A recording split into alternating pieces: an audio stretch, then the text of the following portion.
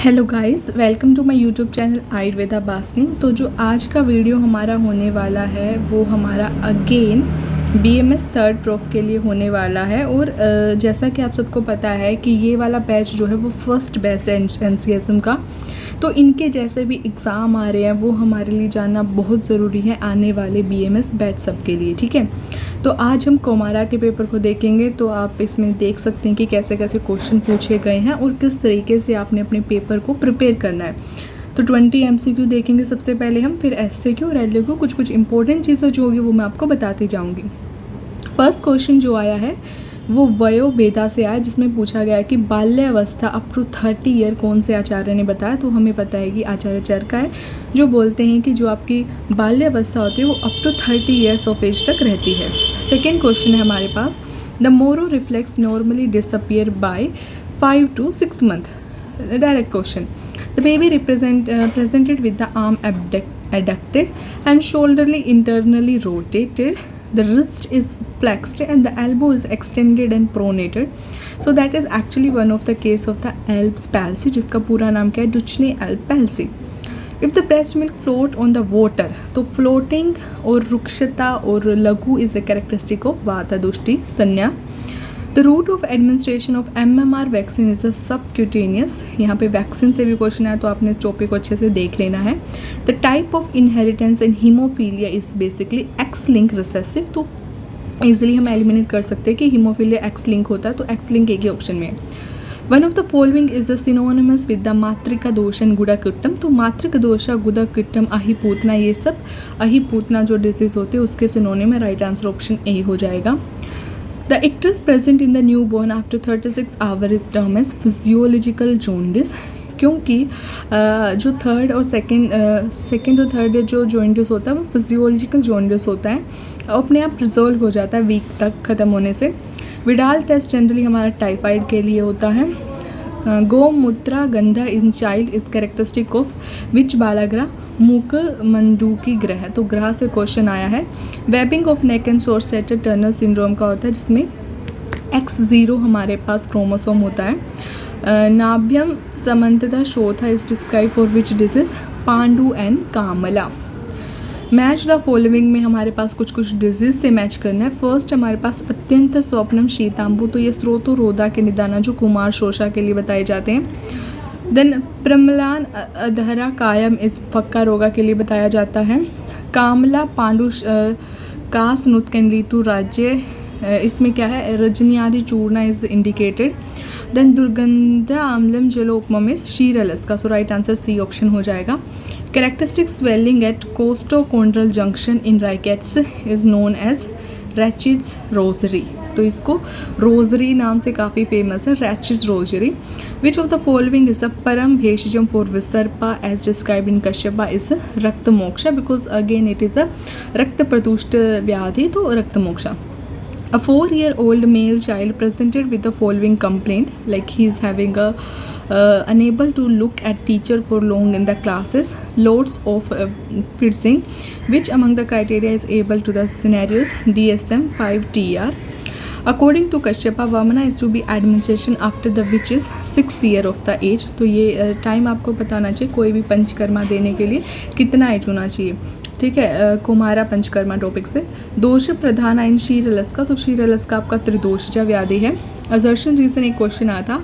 Assertion बोलते हैं कि status epileptics is an emergency condition which has be managed by modern medicine. Okay, A is right, because here we need a emergency intervention. All Ayurvedic doctors are not trained to use Ayurveda medicine good for the status epilepticus. Ayurveda has evidence based medicine for the status epilepticus। ये wrong है, क्योंकि अगर ये ऐसे होता तो वो assertion नहीं सही होता ना, तो A is right and R is wrong. In the context of Kumar Brita, Hanvya is a type of दंत्या। अब हम एससीक्यू की बात करते हैं। फर्स्ट क्वेश्चन जो आया है हमारे पास, management of skin diseases in children आया है, और उसमें जो भी मेडिसिन यूज़ होते हैं उसके इंग्रेडिएंट लिखने किसी एक योगा के। क्रैमर्स रूल आता है जो कि हम यूज़ करते हैं न्यूनेटल जॉन्डिस में। तो यहाँ पे मैंने ये इम्पोर्टेंट है हमारा, ये लाइक न्यूनेटल जॉन्डिस मैंने देखा ना बहुत सारे पेपर में आता है ये क्वेश्चन, तो इस टॉपिक को आपने अच्छे से करना है। What is the definition is the type of फक्का रोग and explain one of them. तो फक्का रोग यहाँ पे मैंने लिया हुआ है। फक्का में क्या होता है, बाला संवृत्तात् अपन्नम पादाभ्यो न गच्छति, कि 1 वर्ष होने पर भी जो बच्चा अपने पैरों पे नहीं चल पाता उसको फक्का बोलते हैं। 3 तरीके की क्लासिफिकेशन आती है, शीरजा, गर्भजा, व्याधि संभवा। तो इनमें से किसी एक को आपने यहाँ पे एक्सप्लेन कर देना था। देन नेक्स्ट क्वेश्चन है एग्जामिनेशन पैटर्न ऑफ दोषा एंड धातु in case of child with anaemia. तो एनीमिक चाइल्ड की कैसे दोषा धातु पैटर्न में एग्जामिनेशन रहेगा। Management of cleft lip in children. Next question है हमारे पास वूफिंग कब से आया, जिसमें हमने उसका इटियोपैथोजेनेसिस, क्लिनिकल फीचर और उसका प्रिंसिपल मैनेजमेंट बताना है। तो वूफिंग कफ में क्या होता है, सडन अनकंट्रोल कफिंग रहता है, रिकरेंट एपिसोड्स रहते हैं जिसमें respiratory tract infection, lung diseases, allergic observe किया जा सकता है। साइन सिम्टम में इंटेंस सडन ये रहती है और इसमें बोट्रुला पर्टुस का इन्फेक्शन रहता है जिसमें हाई पिच का साउंड बच्चे में देखने को मिलता है। ब्रेथलेसनेस रहती है, COPD के फीचर दिखते हैं, एलर्जी भी हो सकता है। तो कोज इसमें रेस्पिरेटरी इन्फेक्शन हो सकता है, क्रोनिक लंग डिजीज। ट्रीटमेंट में जनरली सबसे पहले तो अंडरलाइंग ट्रीट किया जाता है कोज को, सपोर्टिव केयर दिया जाता है। वायरल अगर है तो उसको सेल्फ रिजोल्व हो जाता है, बैक्टीरियल है तो एंटीबायोटिक दी जाती है और मेडिकेशन दी जाती है। नेक्स्ट हमारे पास क्वेश्चन हो जाएगा, वो है उदरशूला के बारे में आया जिसमें उसका इटियोलॉजी, क्लिनिकल फीचर और मैनेजमेंट बताना है। Ayurvedic logical explanation of feature and Ayurvedic management in cerebral palsy. तो सेरेब्रल पाल्सी को आयुर्वेदा में किससे रिलेट किया गया, यहाँ पे मैंने एक टेबल ऐड किया जो कुछ रिसर्च आर्टिकल से हैं। तो ये कुछ हैं correlation, for example type of CP, spastic, ataxic, एथिनॉइड, हाइपोटोनिक मिक्स्ड को आयुर्वेदिक कोरिलेशन और concern area affected with clinical feature. तो स्पैस्टिक एकांगा अर्धांगा से रिलेट कर सकते हैं जिसमें सेरेब्रल कॉर्टेक्स अफेक्ट होगा, एबनॉर्मली स्टिफ मसल रहेंगी। एटेक्स में कफावृत प्राणवाता का सेरेबेलम इफेक्ट होगा तो उसमें वॉकिंग डिफिकल्टी रहेगी, मोटर टास्क कंप्लीट करने में डिफिकल्टी होगा। एथिनॉइड में प्राणा उदाना रहेगा तो बेसल गैंग्लिया में यहाँ पे टोन और पोस्चर अफेक्टेड रहेगा। हाइपोटोनिक में कफा आवृत वाता प्रेडोमिनेंस रहता है तो children generally floppy with joint movement exaggerated रहेंगी। और मिक्स में क्या होगा, मल्टीपल ब्रेन होगा तो सिम्टम्स भी मिक्स हो सकते हैं। तो इस तरीके से यहाँ पे कुछ कोरिलेशन यहाँ पे देख सकते हैं। 10 मार्क्स के क्वेश्चन की बात करें तो फर्स्ट क्वेश्चन में हमारे पास डेवलपमेंटल माइलस्टोन से आया है जिसमें बर्थ से लेके 1 ईयर एज तक के संस्कारा को हमने बताना था। तो इसमें कौन कौन से माइलस्टोन आते हैं, कौन कौन से संस्कारा आते हैं और फिर इसका इम्पोर्टेंस क्या है कि हम इनको मॉनिटर करें। तो इस तरीके के थोड़े ना केस बेस्ड क्वेश्चन यहाँ पे पूछे गए हैं तो आप ऐसे टॉपिक को ना केस के अकॉर्डिंग ही पढ़िएगा। नेक्स्ट क्वेश्चन है explain the alternative for the breast milk as per both Ayurveda and current practice.